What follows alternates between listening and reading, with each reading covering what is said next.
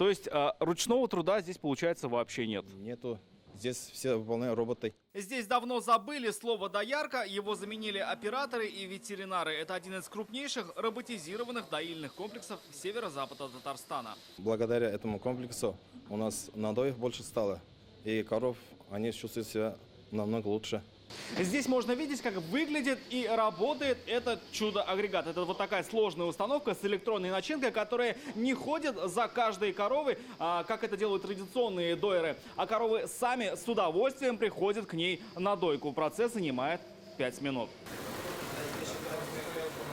Каждые сутки с помощью таких аппаратов все 170 коров на ферме дают от 30 до 40 литров молока. Такие технологичные решения, а еще строительство новых молочных комплексов помогают сабинцам оставаться в топе 5 самых молочных районов республики. По итогам прошлого года Татарстан перешагнул планку в 2 миллиона тонн молока в год.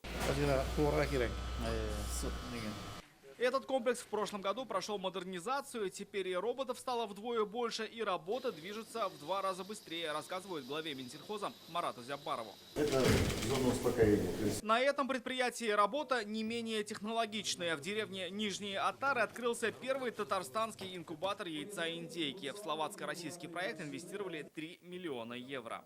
Это как раз пример противодействия того, что нынешнее время творится во всем мире.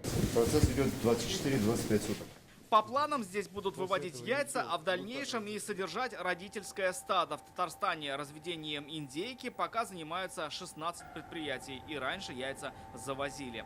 Завоз у нас как производился, так и производится, но то, что на нашей территории, в нашей республике Татарстан появилось такое производство по инкубационному яйцу, это должно удешевить стоимость яйца для наших предприятий. К тому же компания уже готова работать с местными поставщиками. Компаний здесь работающих в производстве много, есть местные, небольшие, по объему смогут справляться, значит будем с ними. То есть если они не смогут, будем привлекать еще сторонних.